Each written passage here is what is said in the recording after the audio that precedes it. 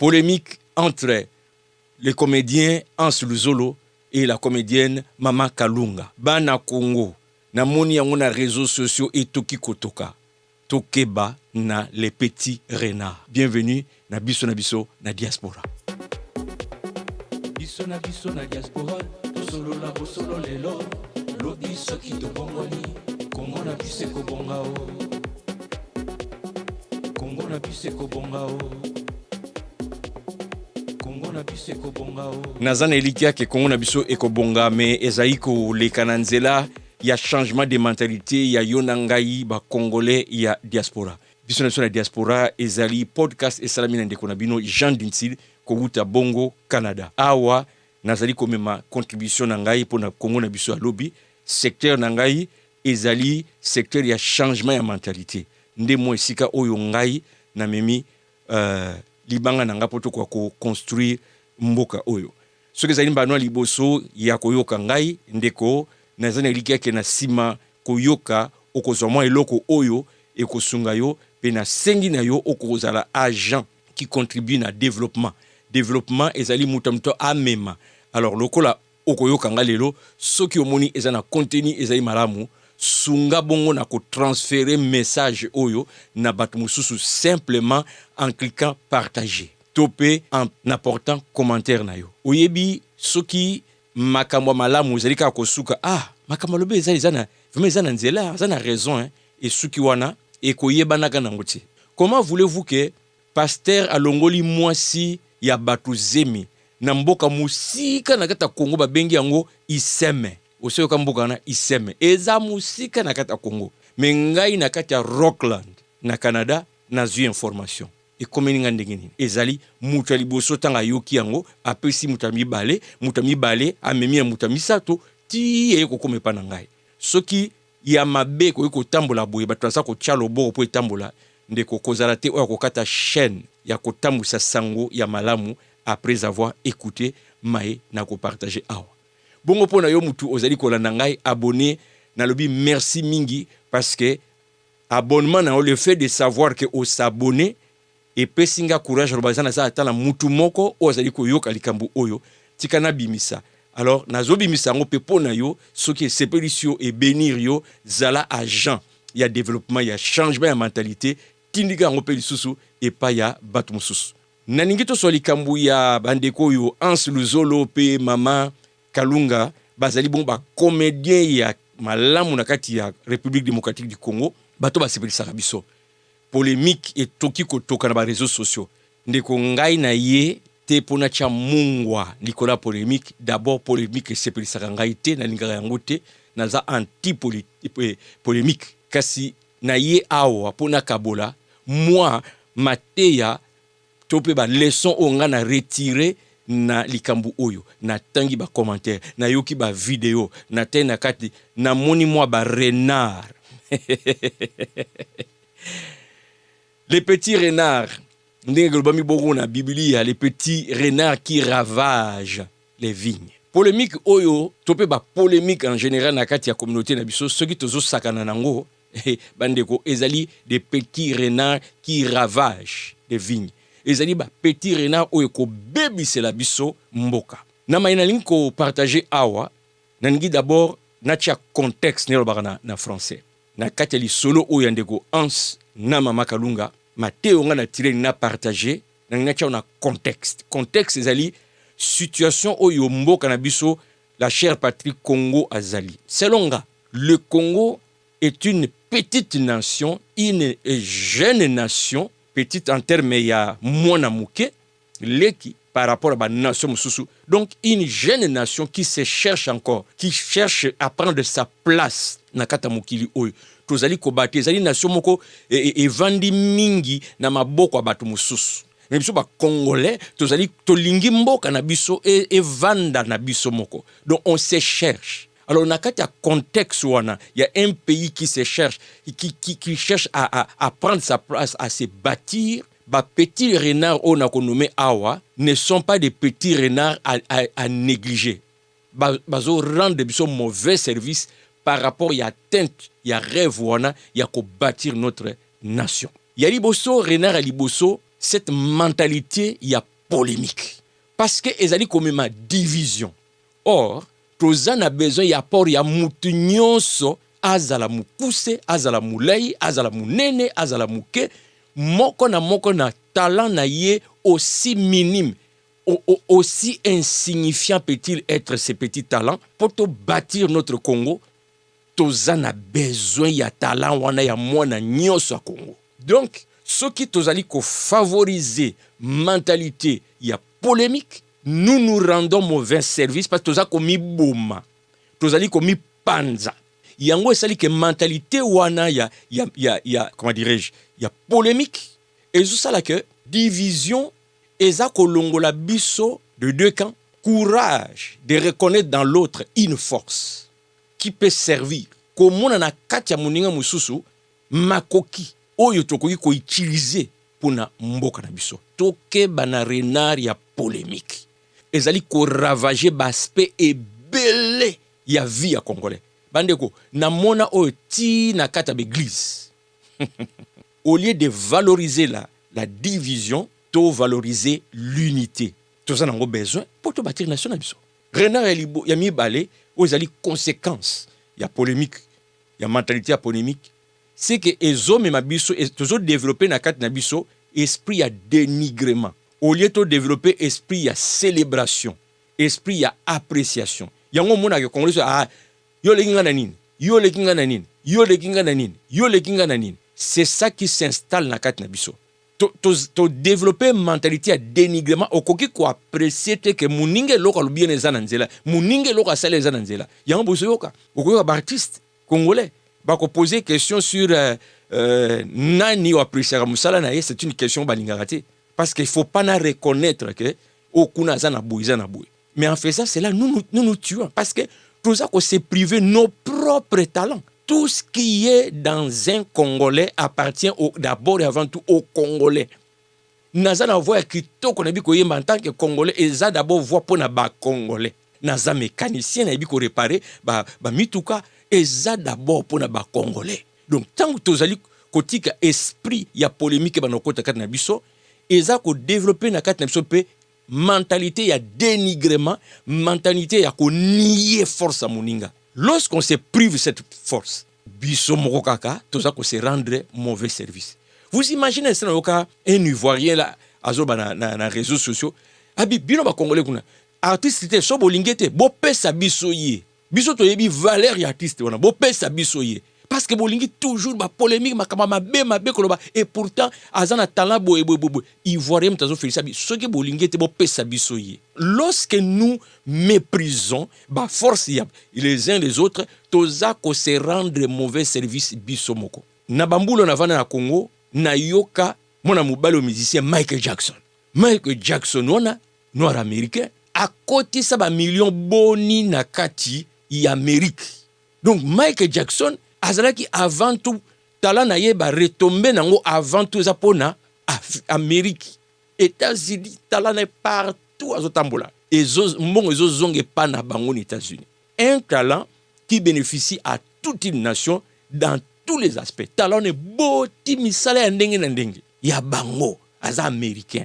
To yeba ko apprécier ba talent na biso, to bunda contre ba esprit wana mentalité ya ko dénigrer les autres. Comme mona ngana liki ye aza pamba ngata una bandaka ya zalaka ngata una salabo ya zalaka ngana salabo ya zalaka. On ne devrait pas dans une jeune nation comme la nôtre ozako bun ozoko luka to banda déjà ko se priver des outils dont nous avons besoin pour bâtir cette nation eza ki bololé comme on dit na mboka na biso na basankusu et bande eza buzoba munene. Nous devons célébrer tous nos talents. Ezaya biso poto bâtir mboka na biso. Keba na petit renard. Renard ya misatu o na mona kata polémique oyo. Ezali renard ya musala ya ba journaliste. Surtout baye ya ba réseaux sociaux qui sont à la quête à tout prix des vues, des buzz. Ndeko ba vu à quel prix? Au détriment de mbala mingi na mona kango ba journaliste binonde bouyaka penza ko cha moto na likambu oyo ya polémique. Combien de fois komona attendre un journaliste, attendre un artiste micro, à poser une question, au sentir que question à poser, à l'inga provoquer artiste pour abîmer sa phrase moro boye, oyo, et aussi la buzz nakati y internet. Et des fois, dans certains cas, na mona, mutu ba poser question sagement à dévier yango. Alingine makambuti. Mais journaliste a ko zonga kaka place wana, c'est comme si non. Entrevue o eko aussi la te parce que raison penda ya entrevue ezape ope sanga biloko na poche nanga eyebana. Bino batu bozali ko attiser le feu bande kunanga. Parlons na kambo likambo ya Hans Luzolo na Mama Kalunga. Mama Kalunga komi na Europe. Balobaki akokoma te yeyo. Na moni journaliste mo zo poser Hans Luzolo ba question sur Mama Kalunga. Atingami na mwana bato ba question. Le frère là alobi boy. Ngana sana bio na Kinshasa, ye azana Paris. C'est que déjà clair bande ko nanga. Mais journaliste torturé. Finalement makamwa ko lâché. Bino bozo ba ya ke na poto, menga na vanda na poto. Dans la place memi mutu. Tu na ibité est-ce que ezalaka déjà boyokani que non boy faute na poser une question boyinga na opesa réponse pour ça la moins buzz na yebite peut-être que journaliste na artiste be bayokana kana avant caméra banda peut-être na yebite secret na bino il y a en arrière il y a caméra mais moi je ne parle que de ce que vous nous présentez oyoki pena que insistance ko coincer mutu ko zonge ndenge moko na Mama Kalunga bobo ko ya Mama Kalunga balingi courrier mais parlez-nous de son histoire de ses rêves faites connaître l'histoire de cet artiste na grand public mais bozali toujours bolingi bozonga lisu na likambo e ko sala ke yepe soka lobby okuna lobby on vient voir maintenant na kati ya ba commentaire quelle division et quelle bêtise bande ko ba journaliste est-ce que boyebi que bino pe boza ko contribuer d'une manière ou d'une autre ya ko bâtir pe Congo. Il fut un temps on tabassait, d'ailleurs on continue encore à tabasser ba musiciens ba pesi bango responsabilité à ma baigno sur Congo ba beta sous musique te ba beta mais je pense que il est temps aussi que mouvement na état la pe côté ba ya ba journalistes qui sont en train de créer ba polémique quoi alimenter ba polémique ce que za na likamute ya ko même za grand public tika biso toza na besoin ya ko bâtir et nous devons s'il y a un renard au photo boma ezali renard ya polémique journaliste oui olingi chaîne na yo eyebana mais à quel prix? Au prix de détruire notre pays, de détruire la nation. Mbuma ozolo na lelobo ba conséquence nango zaini likambo ya Hans na Mama Kalunga c'est depuis 2002 na yokela kyango to comme na 2003 ezoko baka kokoba bolinga ko tirer est-ce que bobi ke mbuma bozolo na wana e kokoma nzete ou e ko sala petit bateau ba bomana juste pour yo chaîne na yo eyebana. Je pense que dans le contexte, il y a petit pays que nous avons, jeune pays que nous avons, le Congo, qui se cherche, tozan a besoin de to bomana. Pour banguna na biso ba ko récupérer pays. Tozan ko se battre na banguna ba bima. Nous devons être une force dans tous les détails parce que ezan lo moto ko négliger tout compte. Boko zo semence ya muke bo semer lobby et komi cancer ou détruire biso moyen to yo kana ezalité. Vous imaginez que même na niveau de l'église, église telle kaboni, wenge elbow, qui une église? Oh, mais pasteur tel na pasteur on dirait tel musicien. Donc ezako landa biso ti ba politicien ti peut-être na ba famille. C'est ça ces petits renards autozo sakana nango, mais ezako détruire biso à petit feu. Ezako lia vingi na biso ma petit feu. Tokeba. Yamini na niko baboy. Na mentalité ou à dénigrer baninga. Que gagnes-tu en dénigrant l'autre, en minimisant l'autre? Ndeko, na domaine où yozo régner. D'ailleurs, na salaki déjà émission moko où je parlais de biloko misa de ko bundi sana kata vina biso. Kino landa émission na oyoka. Tu gagnes quoi en dénigrant l'autre? Domaine où yo yebi très bien. Ce qui batiki yoka ka yo moko na muki na domaine wana. Ça servira à quoi? Na pèse exemple. Aux Amoyembi, la plus belle voix ya Congo. Biso nyonso na Congo tokufi totikeli yo Congo okoyembela nani nana ko betelo maboko nana ko apprécier voix wana tina moko te e bongo na voix ngo yembi ti oyoki nzala okino lia na restaurant nana ko lambela yo okino soma na zandu nini nana ko tekela yo. Nous avons toujours besoin de l'autre kokoma na orgueil te parce que tu excelles dans un domaine okokangama solo nyonso mokilité ndeko nanga. Apprenons à célébrer les autres. Apprenons à mettre nos talents, nos dons au service des autres. C'est là que ça a un sens. mais so bani ko dondwa pe omona bato surtout pamba ngana somba jet ngana kena na poto ngana na vivre na poto ngana sala boy juste pour na moi aspect moko boy ya vie eza ki buzoba munene parce que mukili ezolakisa ke eza na mutu moko te na mukilo akoki nyonso. Au moment où nous parlons eza na artiste moko munene international atondisaka bastade mais virus moko bande attaquer mungongo na ye, elle ne fait que annuler ba concert na ye. Na moment oyo ana besoin publicité, na moment oyo ana besoin ba médecin ke bande ba petit renard bazo ronger vigne malembe. Renard ya mitono na ningina souligner awa likambu oyo ya polémique entre Mikili na Congo. Bande ko ba congolais. Il faut to buna na likambu oyo. Poto eza lolati, na vana na poto eza na ngolo lati. Eza na ba réalité na ngomsus. Et toutefois ngana kita na Kinshasa, et c'est encore là les problèmes zo kama na congolais. Tango ozongi na yo na ndenge ya keza mboka na ngai na ye na vana na bande ko na ndenge na zalaka, ba mususu bakum ko seka ba tio na doute. Nga ko première fois na zonga na Congo, ba ibsi leki na moko ba leki na bi. Grand frère bilango bo ba vana na Canada ye, mwindu boya au fois za uti Sénégal. Parce que pour le moment baza uza mutu moko donc tchoko danger. Et comme l'Olende, so na comme na wuti na pote na comme na l'Olende. Ponga na wuti na mususu na yoki azolo abi ngakutu nga pote koma na ngofu comme fula na kendaka na ngai moi l'Olende na kati nga na wuti pote nga pote na kendaka pamba Congo congolais tika ko dénigrer batu parce que yo kendaka poto parce que va na poto tika ko mona batu pamba par rapport ya poto non Congo na wuti ko apprendre lobby ba ibisinga kama fona vérifier moko ya ba grands hommes politiques ya mboko nga na vandi azwa retraite na zo l'examen na Congo na refuyer ba information na vérifier atiki ne potango mais ke kofana na Congo koza na Congo et ezali maladie koya na poto aux vie éternalité quand même to wuti okunda ba bande ko so ba congolais wati ba congolais na kuya na ville moko na Canada il y a tout un secteur na cimetière où souvent ya communauté congolaise to kunda ba congolais kuna eza buzoba mingi to panzana to bana ko swana na likambu ya poto bande ko ngai ngana kena poto ya poto na 10h absolument poto na 18h ya soutenir que c'est toza na besoin ya biloko na te pour construire notre pays bande ko ngai za ba futilité na vani na poto mais ce n'est pas une raison pour moi na dénigrer de ko na Congo non.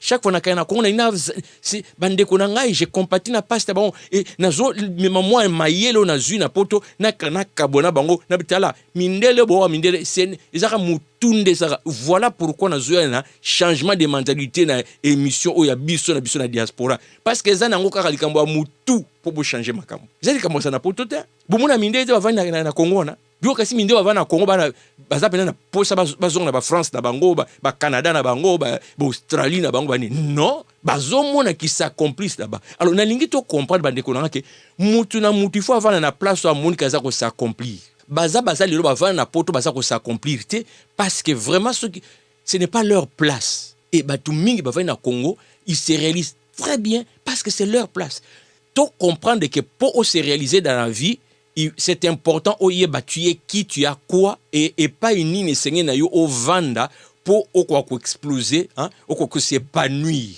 au matière avion moni bato pamba parce que bango batambola na makolo c'est quoi ça cette nation qui veut devenir une nation to l'exerata na ba futilité na vandi na poto na kuta na mundele tazo seka ba mindele parce que ya wuti na Afrique bino pamba ngana koma na Congo ngana koma na Tanzanie.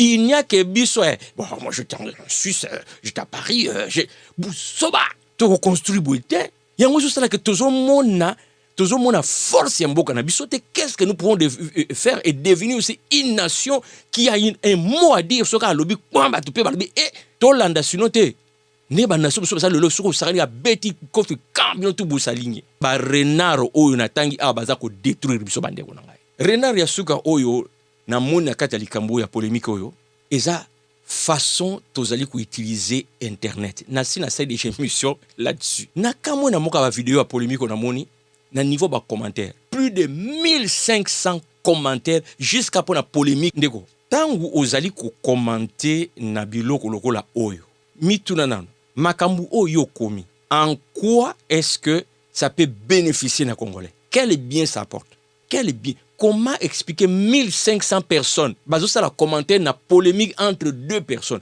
Mais il faut lire qu'est-ce qu'ils écrivent. C'est cas là encore papa.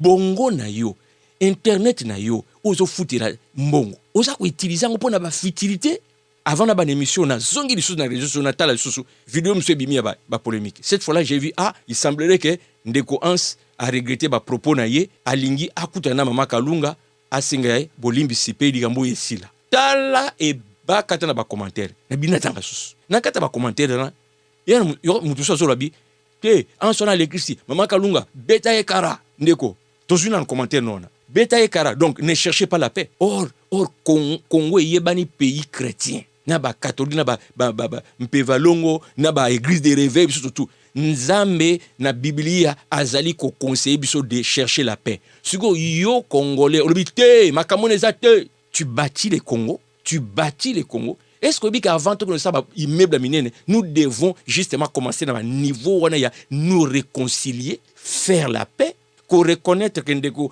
awanga na salaki mabe awana salaki et loko wana soki tuza na ngote yango monike et alimentaka mingi polémique. Les gens qui sont en conflit mutuna mutu amonika ki yemta na raison et azoko continuer ba flèche vers l'autre soutenu par batunaye sur les réseaux sociaux. Nalingi na responsabiliser biso dans le contexte de ces pays que nous voulons construire. Ndeko keba na ba commentaire na yo sur internet. Ndeko keba na ba commentaire na yo. Mituna, est-ce que tu es en train de construire ou tu es en train de détruire? Et ce qui est étonnant, quand on publie des choses qui font rêver vers l'amélioration, Makambouya bien, au commentaire, Congolais, tout ça, qui utiliser Internet pour faire quoi? Est-ce que vous savez que tu aurais utilisé Internet de manière sage pour te continuer à bâtir Mbokanabiso? Et voilà la preuve. C'est ce que j'ai fait. Dans un micro, dans un internet, dans un lobela yo, dans un partager na yo, dans un memabiso, na réflexion. O yebingate, dans un congolais, tout le monde ngate, mais dans zela internet, likambo e komelio. Soko zayi na bongo e salaka, oko yamba likamo parce que na bozindo makamusu na zolo bawa, je ne vise qu'une chose, qui est unité pa ba congolais. Ba congolais ba ko s'apprécier. Biso to na diaspora, to yeba que toza na privilège munene ya kovana bamboko yo et nous devons profiter de ces privilèges pour bâtir un Congo et Libanda ya makasi qui va maintenant avoir beaucoup d'influence na Congo yakati. Mais soki déjà même na Libanda to panzana na biso di kola ba polémique oyo. Mais to construire nini ba to construire nini. Donc to keba na renard ya ba commentaire na ba réseaux sociaux. Tokeba ndeko zala responsable na yebi que congolais souvent quand nous parlons na mboka na biso to ataka ba politicien ayibi mbongo azo conduire bien te azo sala beauté mais je veux que oyeba que na yo pe na ba commentaire na yo tu es en train de détruire le Congo na ba commentaire na yo na ba réseaux sociaux tu es en train de détruire le Congo tanga na makamu yo komi mituna ce qui va appliquer yango ça donne quoi pour un Congolais lorsque tu dis ba kuta na te ba sola te monini ça donne quoi pour un Congolais. Lorsque tu dis yo en soi t'as les longi boy ça donne quoi pour les Congolais demain leo ba mama Kalunga ya kati on ba kasa yo kota parité ya ka ye pe akoti ça donne quoi pour l'avancement ya Congo. Vous savez na buso ba teka olinga okoma pour okoma mondeko tous a conscience comment pour bâtir, comment pour construire, comment pour apporter quelque chose où il faut faire avancer biso. Notre nation est jeune. Tozo bunda na bandeko. Est-ce que vous avez conscience wana? Tozo bunda na po to vandi sango. Tout compte. J'espère que on a lobby de gonanga au comprendre. Ba renard wana tozo négligé mais bazo dévorer biso malembe. On s'affaiblit parce que cancer y a division et côté la biso. To comment ko lia polémique ça nous nourrit. Ceux qui vidéo ezangi polémique et les nango. O ezana polémique tala batu jusqu'à 5h du matin azaka kawana azako commenter. To lingi to bâtir Congo, to changer mentalité. Zoa décision de ne plus commenter dans des futilités. Zoa décision que ceux qui n'ont pas polémique inutile. Je ne perds pas mes mégas, je ne perds pas mon argent, je ne perds pas mon temps, je n'écris pas, je l'ignore, je ne partage pas. Mais ceux qui n'ont pas ils allaient contribuer pour devenir un Congolais, moi je me fais agent. Yako panza yango na réseaux sociaux mobimba, yako beta masole pa baninga nanga, yako commenter, yako soutenir yango. Banda na nou wana neloko ya muke pour démontrer que na mutuna yo, ozana mentalité de bâtir, ozana mentalité de construire. Banane lo amuke. Et lo amuke là où tu es capable. juste avec ton téléphone. Tu peux devenir agent ya transformation. Naranisi oyo na lobby et quoi na matoi ya mutu azali na bongo ezali kosala. Et si c'est le cas de konangai, commenter comment agent ya construction ya ko bâtir Congo na biso kabola yango commenter. Ce qui pose na suggestion, ya biloko mon photo tout solo là, je me fais porte-parole. Makamu oyo lo baratuba tindelanga ba idée wana to solo lango to mema. En tout cas, je ne veux pas mourir et laisser une histoire d'un agent de destruction pour na Congo na biso na mwanda munangai. Na ngina kufa na liste ba oyo ba memaka ta kopo ba pesa mai na oyo azako bâtir. Ndeto monani mbala ya sima. Biso na diaspora to solo la bosolo lelo lobi soki to bongoni Congo na biseko bongao. Ceux qui ont allé abonner, ça ne coûte absolument rien. Cliquez kaka abonner. C'est tout. Congo na biso eko bonga. To bana ba geste ya mike. Jean Dinse.